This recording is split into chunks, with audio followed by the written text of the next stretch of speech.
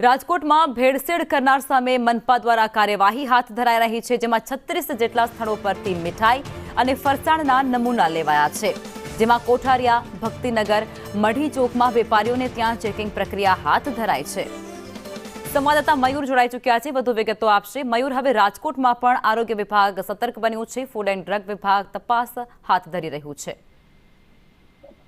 લખમાં Rajkot મહાપાલિકાના food and આરોગ્ય વિભાગ દ્વારા અલગ અલગ પ્રકારના નમૂનાઓ છે તે લેવામાં આવ્યા છે। 4 વિસ્તાર છે તેમને ત્યાં ચેકિંગ કરીને ફરસાણ, જલેબી, પનીર, મીઠાઈ સહિતના નમૂનાઓ છે તે લીધા છે। 36 જેટલા નમૂનાઓ છે એ લેવામાં આવ્યા છે અને આ તમામ નમૂનાઓ છે એમને પરીક્ષણ માટે લેબ ખાતે મોકલી આપવામાં આવ્યા છે।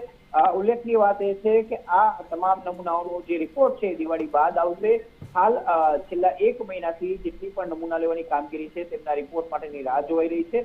નમૂનાનો રિપોર્ટ લગભગ 1 મહિનાથી લઈને 3 મહિના સુધી આવે છે, એટલે લોકો ખોરાક છે તે ખાઈ લે છે ને ત્યારબાદ ખબર પડે છે કે ખાવા લાયક હતો કે કેમ। જી મયુર, આભાર।